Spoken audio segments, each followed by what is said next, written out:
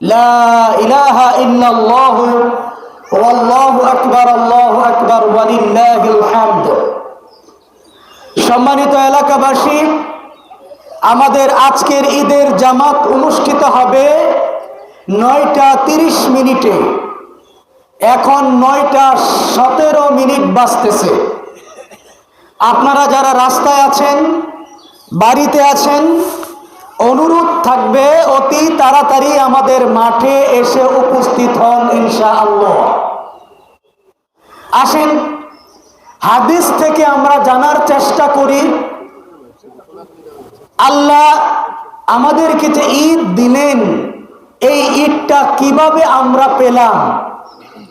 তার আগে আপনাদেরকে বলি, হযরত আদম আলাইহিস সালাতু ওয়াস সালাম থেকে শুরু করে হযরত ঈসা আলাইহিস সালাতু ওয়াস সালাম পর্যন্ত কোন নবী এবং রাসূলদের উম্মতের জন্য ঈদ ছিল না।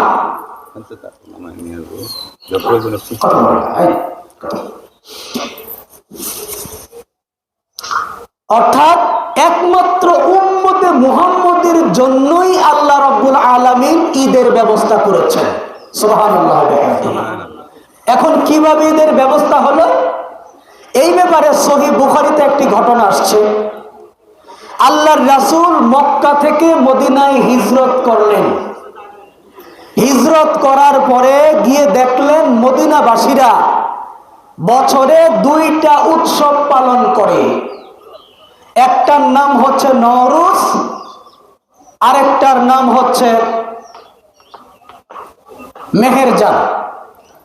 একটার নাম হচ্ছে নওরোজ, আরেকটার নাম হচ্ছে মেহেরজান। নওরোজ হলো, এমন এই পাশ থেকে করতে হবে। নওরোজ হলো আরবি মাসের প্রথম দিন, অর্থাৎ আরবি বছরের প্রথম নববর্ষ যেটাকে আমরা বলি, এটাকে তারা নওরোজ হিসাবে পালন করত। আর মেহেরজান পালন করত বসন্ত উৎসব হিসাবে। আল্লাহর রাসূল যখন মক্কায় গেলেন, মক্কা থেকে মদিনায় গেলেন, গিয়ে দেখলেন মদিনাবাসীরা খুব জাঁকজমকের সাথে মেহেরজান এবং নওরোজ 2টা উৎসব পালন করে। আল্লাহর রাসূল বললেন, তোমরা এই 2টি উৎসব পালন করো, এটা কি? তখন মদিনাবাসীরা বললেন, ইয়া রাসূলুল্লাহ, আমরা পূর্ব থেকেই এই 2টা উৎসব জাঁকজমকের সাথে পালন করে আসছি।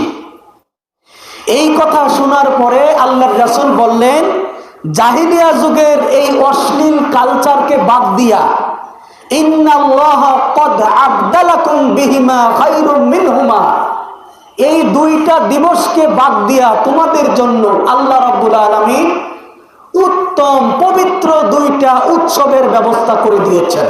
সুবহানাল্লাহ বলি। সে 2টা কি? ঈদুল আযহা ওয়া ঈদুল ফিত্র। একটা হচ্ছে কুরবানির ঈদ, আর একটা হচ্ছে রোজার ঈদ, যেই ঈদে আমরা এখন আসছি। এই ব্যাপারে আরেকটি ঘটনা পাওয়া যায়। একদিন ঈদুল ফিতরের পরে আল্লাহর রাসূল আয়েশা সিদ্দিকা রাদিয়াল্লাহু তাআলা আনহা এর ঘরের মধ্যে শুয়েছিলেন। আয়েশা সিদ্দিকার উরুর মধ্যে রাসূলের মাথা মুবারক। হযরত আয়েশা সিদ্দিকা আল্লাহর রাসূলের মাথাটাকে হাতিয়ে দিচ্ছেন, আলতো করে ছুঁয়ে দিচ্ছেন। আর সামনে ছোট ছোট মেয়েরা, আগে আমরা কলসের কান্দা দিয়া, তারপরে গরুর পর্দা দিয়ে একটা ডুল বানাইতাম না, এটাকে আরবিতে বলা হয় দফ, যার এক পাশ খোলা থাকে। এইরকম দফ দিয়া মেয়েরা বদর যুদ্ধে যে সমস্ত সাহাবীরা শহীদ হয়েছিল তাদেরকে নিয়ে কবিতা আবৃত্তি করতেছিল আর দফ বাজাচ্ছিল। আল্লাহর রাসূল সেটা শুনতেছিলেন। এমত অবস্থায় হযরত আবু বকর সিদ্দিক রাদিয়াল্লাহু তাআলা আনহু ঘরে গিয়ে উপস্থিত হলেন। মেয়ের ঘর, মেয়ের জামাই বাড়িতে গেলেন। গিয়ে দেখলেন ছোট ছোট মেয়েরা দফ বাজিয়ে গান গাইতেছে। এটা দেখে আবু বকর পছন্দ হলো না। তিনি এই মেয়েদেরকে ধমক দিলেন, এই তোমরা এখানে কি করছো? আল্লাহর রাসূল বললেন, হে আবু বকর, তুমি তাদেরকে ছেড়ে দাও, এই কাজগুলো করতে দাও। কারণ ইন্না লিকুল্লি কওমিন ঈদা, জাতির জন্যই আনন্দের উৎসব আছে, প্রত্যেক জাতির জন্যই আনন্দের উৎসব আছে। ওয়াহাদা ঈদুনা, আর এই আনন্দের উৎসবটা হলো আমাদের জন্য আনন্দের উৎসব। সুতরাং মুসলিম ছেলেমেয়েরা, মুসলিম বাচ্চারা, মুসলমানেরা আনন্দ ফুর্তি করবে, তাদেরও তো একটা উৎসবের দরকার আছে। এই জন্য আল্লাহ রাব্বুল আলামিন আমাদের জন্য দুটি ঈদের ব্যবস্থা করে দিয়েছে। এবার আসেন, আজকে যে ঈদুল ফিতর, এই ঈদুল ফিতর কাকে বলে এটা আমরা একটু জানি। আপনারা কিন্তু কেউ আমার কথা মনোযোগ দিয়ে শুনেন না। এখন আমি যদি বাহির থেকে আসতাম ঠিকই আমার কথা শুনতেন। একটু শুনি, বোঝার চেষ্টা করি। ঈদুল ফিতরটা কোথায় থেকে আসলো? ঈদ শব্দের অর্থ হইল দুইটা। কয়টা? ঈদ শব্দের অর্থ দুইটা। ঈদ শব্দের প্রথম অর্থ হলো ফিরে ফিরে আসা। ফিরে ফিরে আসা। প্রতি বছর যেহেতু ঈদটা আমাদের মধ্যে ফিরে ফিরে আসে, সেহেতু তাকে ঈদ বলা হয়। আবার ঈদের আরেকটা অর্থ হইল খুশি। ঈদের আরেকটা অর্থ হইল খুশি। খুশি কিসের জন্য? একটি মাস সিয়াম সাধনা রাখার পরে, রোজা রাখার পরে আল্লাহ বান্দাকে ঈদের মাঠ থেকে নিষ্পাপ শিশুর মতো গুনাহমুক্ত ঘোষণা করে দেন।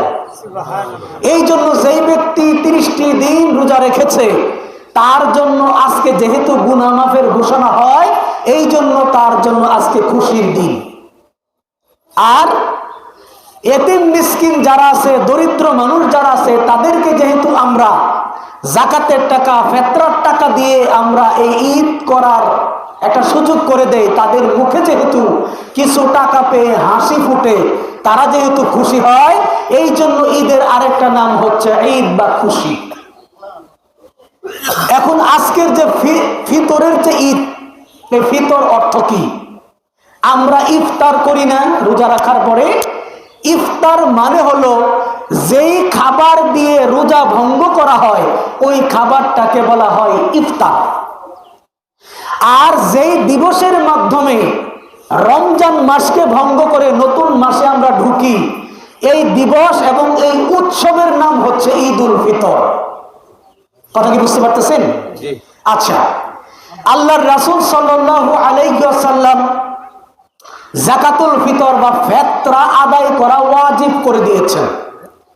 আপনারা মাঠে আসার আগে ফিতরা আদায় করছেন না? এখন ফিতরাটা আমরা কেন দেব?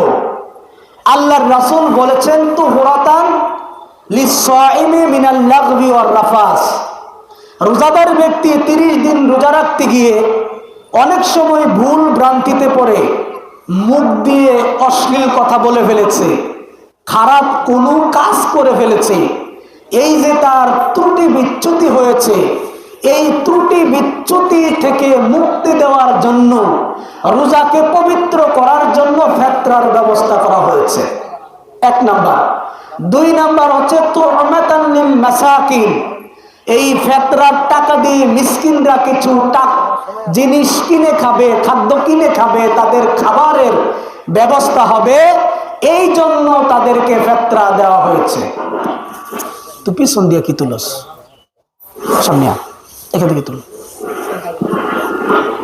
সম্মানিত ভাই, তাহলে আমরা মোটামুটি ঈদুল ফিতরের ব্যাপারে একটু আলোচনা শুনলাম। এখন আসেন আমাদের মূল আলোচনায়।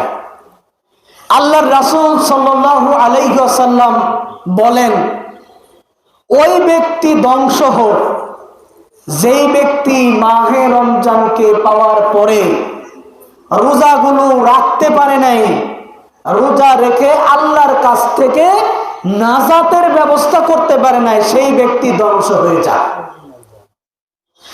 এই দোয়াটা কে পড়লো? এটা পড়লো জিবরাইল। কখন পড়লো? আল্লাহর রাসূল একদিন জুমার নামাজে খুতবা দেওয়ার জন্য উঠতেছিলেন। প্রথম তাকে উঠার পরেই জিবরাইল কানে কানে রাসূলকে এসে বললেন, হে রাসূল, আপনার উম্মতের মধ্যে যেই ব্যক্তি রমজান মাস পাওয়ার পরে রোজা রাখলো না, রোজা রেখে আল্লাহর কাছ থেকে ক্ষমা পাইল না, ওই ব্যক্তি ধ্বংস হয়ে যাক। এটা দোয়া করছেন জিব্রাইল, রাসূল বলছেন আমিন। বলেন, জিব্রাইল যেই ব্যক্তির জন্য বদদোয়া করে, রাসূল যেই বদদোয়াকে আমিন বলে, ওই ব্যক্তি আর বাঁচার কোনো উপায় আছে? নাই। সুতরাং আমরা যারা রোজা রাখি নাই, দুই ব্যক্তির জন্য রোজা মাফ, সাময়িক সময়ের জন্য। ফামান কানা মিনকুম মারিদান আও আলা সাফারিন, তোমাদের মধ্যে দুই শ্রেণীর মানুষ, তাদের জন্য সাময়িক সময়ের জন্য রোজা ছাড়। কে? ফামান কানা মিনকুম মারিদান, তোমাদের মধ্যে যে অসুস্থ ব্যক্তি। এখন কেমন অসুস্থ? যেই অসুস্থ ব্যক্তি রোজা রাখলে তার প্রাণ নাশের সংশয় আছে, মারা যাওয়ার মতো উপক্রম হতে পারে, ওই ব্যক্তির জন্য রোজা ছাড়। আবার যখন লোকটা সুস্থ হয়ে যাবে তখন তাকে পুনরায় রোজাগুলো রাখতে হবে। আর যদি অবস্থা এমন হয় যেই ব্যক্তি কোনোদিন সুস্থ হওয়ার সম্ভাবনা নাই, তাহলে তার জন্য বিকল্প ব্যবস্থা, প্রত্যেকটা রোজার জন্য এতিম মিসকিন দরিদ্র মানুষকে 2 বেলা খাবার দিয়ে দিতে হবে, তাহলে তার রোজা মাফ হয়ে যাবে। 2 নম্বর ব্যক্তি হলো আউ আলা সাফারিন, যেই ব্যক্তি সফরে বেরিয়ে গেছে, সফরে রওনা হয়ে গেছে, তার জন্য রোজার জন্য ছাড় আছে। তবে যেন তেন সফরের জন্য ছাড় না। আপনি এমন সফরে গেছেন যেই সফরে রোজা রাখলে আপনার প্রাণ নাশ বা প্রাণ নাশের সংশয়, আপনার প্রাণ চলে যাওয়ার ভয় আছে, এমন সফরের ক্ষেত্রে রোজা ছাড় দিতে পারবেন। তবে পরবর্তীতে আবার সেটাকে করে নিতে হবে। কথা বুঝতেছেন? আচ্ছা, আর 2 ব্যক্তির উপর থেকে রোজার কলম উঠায় নেওয়া হয়। 1 নাম্বার, নাবালক ব্যক্তি, যার এখনো সাবালকত্ব আসে নাই, যার কিরামান কাতিবিন লেখা শুরু করে নাই, সে যতদিন পর্যন্ত সাবালক না হচ্ছে ততদিন পর্যন্ত তার রোজা ছাড় আছে। তবে নাবালক বাচ্চা যদি রোজা রাখে তাহলে তার সওয়াবের অংশটা পাবে তার পিতামাতা।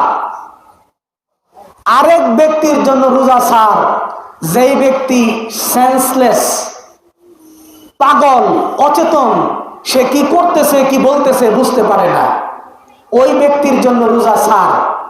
এই যে 4 শ্রেণীর কথা বললাম, এই 4 শ্রেণী বাদ দিয়া বাকি যেই শ্রেণীরা আমরা রোজা রাখি নাই তাদের জন্য বড় দুঃসংবাদ। জিব্রাইল তার জন্য ধ্বংস কামনা করেছেন, রাসূল সেটাকে আমিন বলেছেন।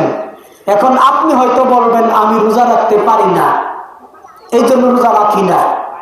এটা আপনার মুখের কথা, এটা দিয়া ইসলাম আপনাকে ছাড় দেবে না।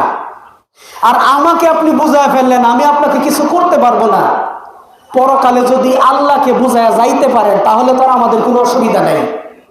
আর যদি আল্লাহর কাছে ধরা পড়ে যান তাহলে বলেন তো কি উপায়টা হবে? দেখেন, সালাফদের কথা বলি।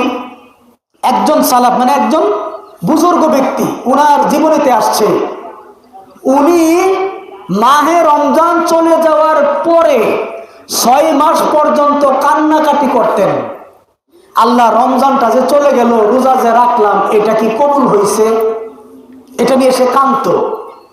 6 মাস পরে আবার কান্দা শুরু করতো, আল্লাহ সামনের রমজানটা কি আমি পাবো? তার মানে তার পুরো বছর হয়ে যাইতো শুধু রমজানের কথা চিন্তা করতে করতে। আর আমাদের অবস্থা কি বলেন তো? আমরা একদিন আগে যদি রোজা করে ফেলতে পারি জোর কইরা, তাহলে মনে হয় যেন আমরা বিশ্বজয় করে ফেলাইছি। আর একটা দিন যদি বেশি হয়, 30 দিন হয়, যেমন এই বছর হয়েছে, আমাদের ঈদটা ফাইনসা ফাইনসা লাগে, ঠিক না? সম্মানিত এলাকাবাসী, আমাদের নির্ধারিত সময় থেকে আর মাত্র 2 মিনিট সময় বাকি আছে।